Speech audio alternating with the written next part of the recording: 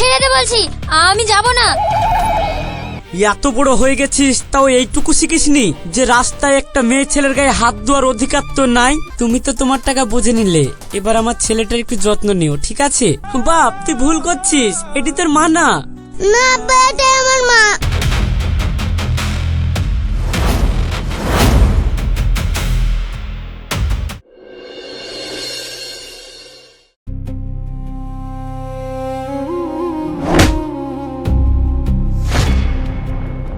কি হলো বাবু, আপনি এইভাবে আমাকে মারলেন কেন?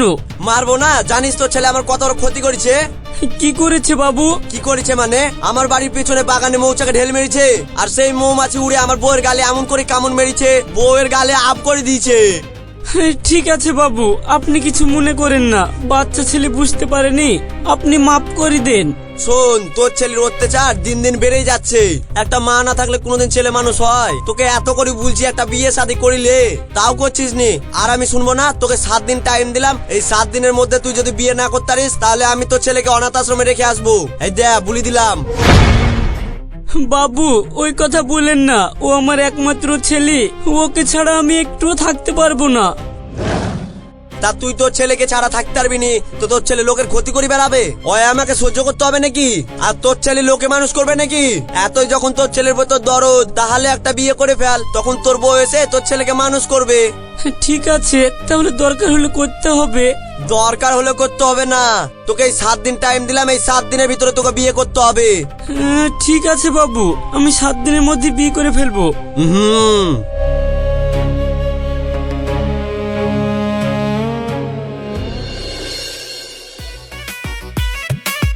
চাচা, চাচা, চাচা। কি ব্যাপার আলমগীর, এত সকালে আমার বাড়ি বিফি করবা নাকি? বিয়ে করবো না, তবে একটা বউ লাগবে। এইসব তুমি কি বলছো? আমি এসব কাজ করিনি। তুমি যদি বিয়ে করো তাহলে তোমার বউ খুঁজে দিতে পারবো। দেখো চাচা, তুমি যা ভাবছো তা না, আমি আর বিয়ে করবো না। বিয়ে করবা না, আবার বউ নিবো বলছো? তোমার কথা তো বুঝতে পারলাম না। ওই তো ভাড়া করে একটা বউ নেবো, হবে না?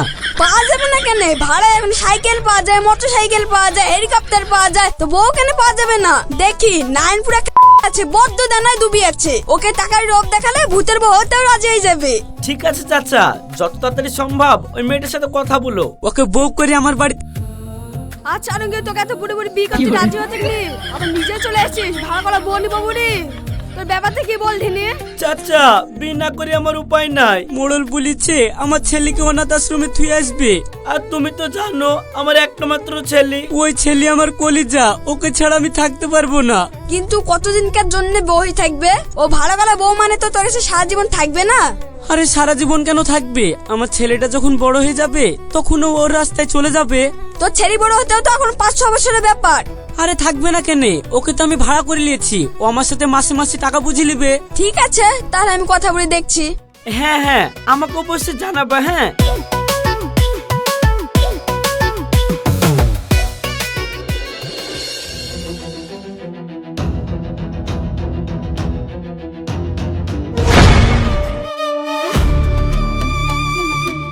এই দাঁড়া। কিরে, টাকার ব্যবস্থা করতে পেরেছিস? দেখুন, আপনাদের টাকা আমি শোধ করে দেব, আর কটা দিন সময় দেন।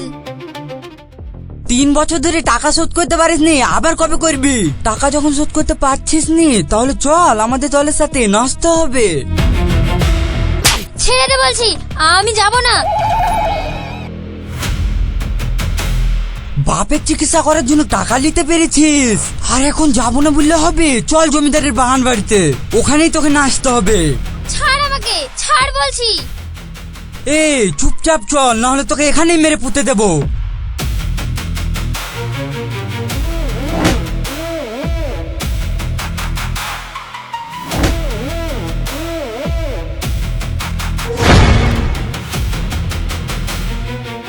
এই কে রে তুই?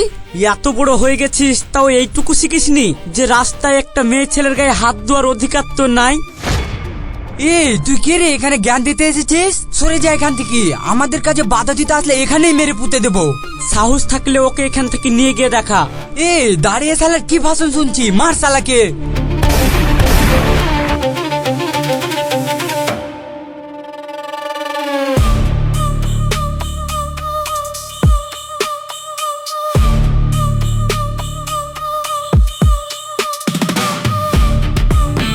ঠিক আছে, তুমি যাও।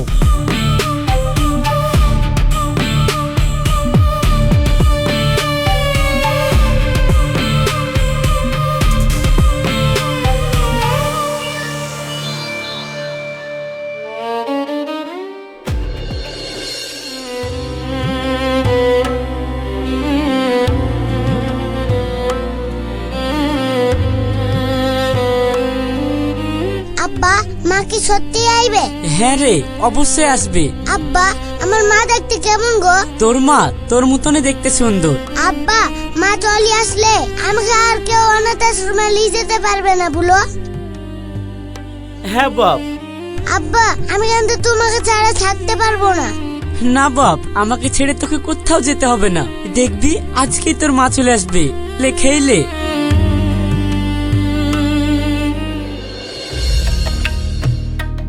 সবই তো বুঝলাম রে ভাই, কিন্তু একটা মেয়ে কি এভাবে আসবে? তোর এক কাঠা জমি জায়গা কিছু নাই, সে কোন ভরসায় তোর ঘরের বউ হয়ে আসতে যাবে? হ্যাঁ ভাই, আসবে।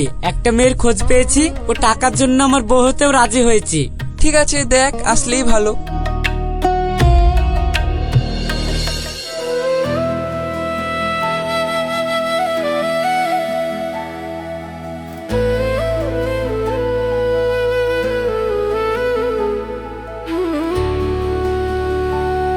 কি ব্যাপার আপনি? কেন আসতে পারি না? হ্যাঁ অবশ্যই, আসেন আসেন।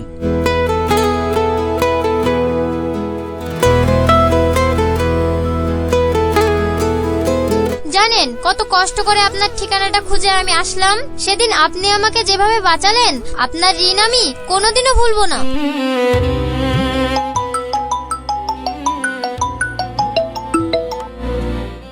আলমগীর, তোকে যে মেয়েটা কথা বলেছিলাম না তোর বাড়িতে তোর বউ করে আনবো, ওই মেয়েটা আসতে রাজি হয়নি রে। তুই যা করবি করে নেগা।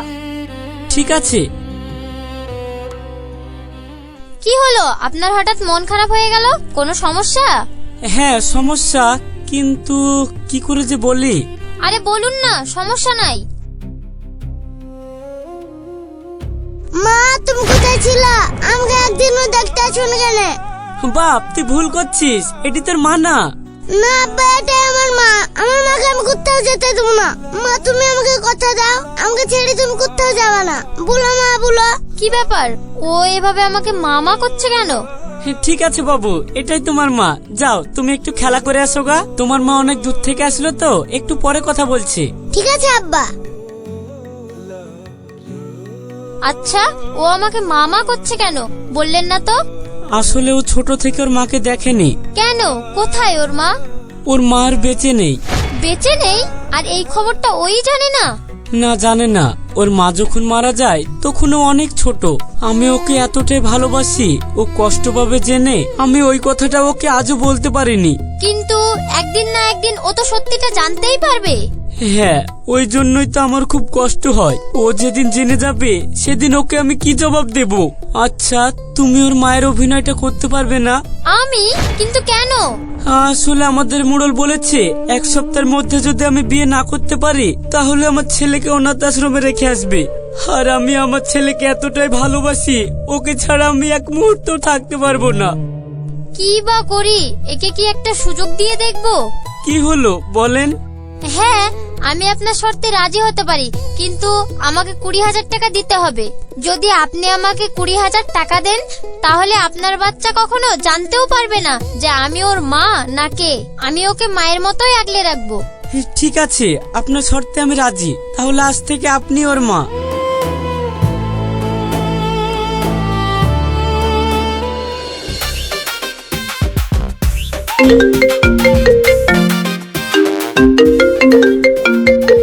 বল বান্ধবী, কি রে তোর যার কোনো পাত্তা নাই, কোথায় তুই? আর বলিসনি, একটা আস্ত মুরগি পেয়েছি রে। একজন বলছে ওর বাচ্চার মা সেজে থাকলে 20,000 টাকা দেবে, তাই টাকাটা বাগিয়ে নেওয়ার জন্য আশাতে বসে আছি। কারো বাচ্চার মাটা আমি হতে পারবো না, টাকাটা পেলেই এখান থেকে চলে যাব। দি ওই মুখে মারবো টাকাটা গিয়ে, তারপরে এই এলাকা ছেড়েই চলে যাব। কিন্তু বিনা কারণে তোকে 20,000 টাকা দিতে রাজি হয়ে গেল, দেখিস আমার কিন্তু আবার খুব ভয় করছে। আরে না না, বিনা কারণে কেন হবে? এই ছেলেটার মা নাকি ছোটবেলায় মারা গেছে, আর ওর আব্বা এই ঘটনাটা ওই ছেলেটাকে জানায়নি। আর জানিস তো, ছেলেটাকে ওর আব্বা খুব ভালোবাসে। আমার বিশ্বাস ও টাকাটা দিয়ে দিবে।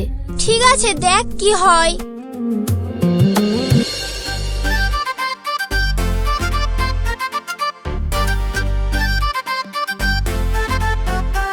এই নাও তোমার টাকা।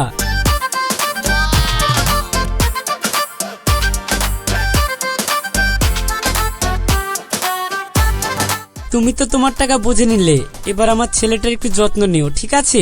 হ্যাঁ হ্যাঁ ঠিক আছে, তুমি কোনো চিন্তা করো না, তোমার ছেলে বুঝতেই পারবে না আমি ওর মা না তা। আচ্ছা বেশ, আমি একটু মাঠ থেকে ঘুরে আসি। শালার টাকা পেয়ে গেছি, আবার আমি ওই বাচ্চার মা হতে যাব? এখান থেকে আমি পালাই।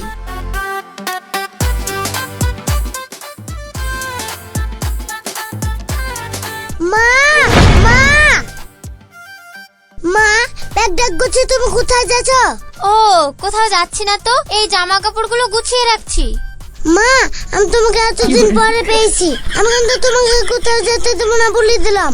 হ্যাঁ হ্যাঁ ঠিক আছে বাবু, আর কোথাও যাব না। ঠিক আছে মা, আমার খুব খিদে লেগেছে, আমাকে খেতে দাও। হ্যাঁ ঠিক আছে, চলো।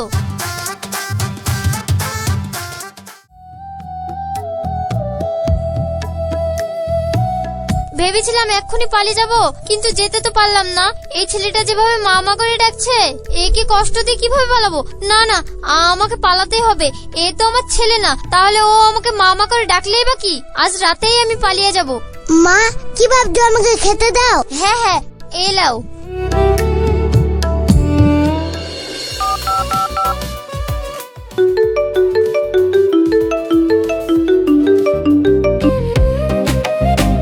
কি রে, তোর কি ব্যাপার হলো? তুই এখনো আসলিনি? আর বলিসনি, আজকে আমার শেষ রাত। এরা যখন ঘুমাবে তখন এতে সোনা দানা টাকা পয়সা যা কিছু আছে সবকিছু নিয়ে আমি পালিয়ে যাব। আজকে ওকে বউ ভাড়া করা স্বাদ মিটিয়ে দেব। ঠিক আছে তুই রাখ।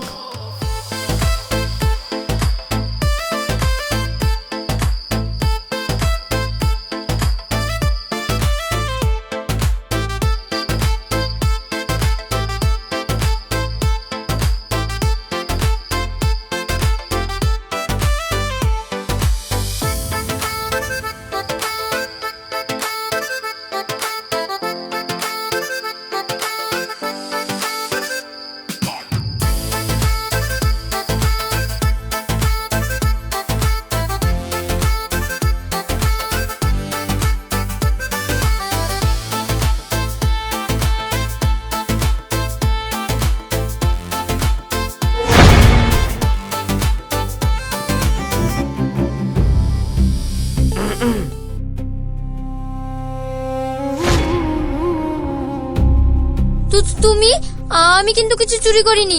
তুমি কিন্তু আমাকে কিছু বলো না। কি যে বলো, আমি তোমাকে কি বলতে যাব? আর তুমি চুরি বা কি করবে? আমি তো এসেছি ওই লোকটা সেদিন তোমাকে যেভাবে মারছিল ওইটা ভেবে।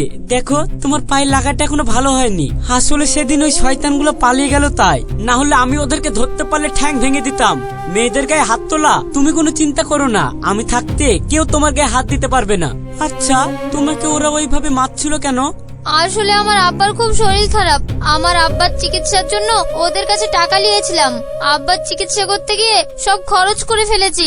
এখন ওদের টাকা দিতে পারছি না বলে ওরা আমাকে বাগান বাড়িতে নিয়ে যাচ্ছিল আমাকে দিয়ে নাচ করানোর জন্য। ঠিক আছে, তুমি কোনো চিন্তা করো না, তোমার ওই টাকা আমি আস্তে আস্তে শোধ করে দেব। তুমি শুধু আমার ছেলেটাকে যত্ন নিও। আচ্ছা ঠিক আছে, তুমি এখন যাও। কিন্তু আমি তো তোমার পায়ের একটু যত্ন নেওয়ার জন্য আসলাম। না না, তার আর কোনো দরকার নেই। এবার তুমি যাও, ঘুমাও গা। আচ্ছা ঠিক আছে। ছি, আমি এই মানুষটার সাথে কি জঘন্য কাজ করতে যাচ্ছিলাম। ও আমার এত কেয়ার করে, আর ওর বাড়ির জিনিসপত্রই আমি চুরি করতে যাচ্ছিলাম। না, এইটা আমি ঠিক করছি না।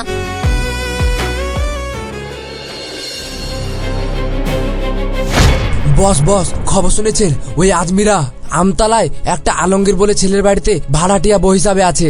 ইয়া তুই কি বলছিস? হ্যাঁ, ঠিকই বলছি। চল, ওকে এক্ষুনি তুলে আনবো।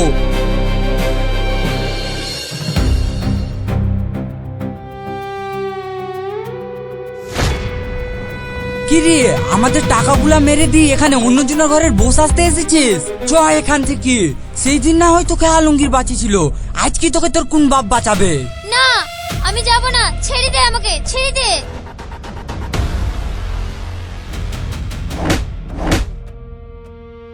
তোদের এত বড় আসপদ্দা, তোরা আমার বইয়ের গায়ে হাত দিয়েছিস, তোদের কাউকে বাঁচিয়ে রাখবো না।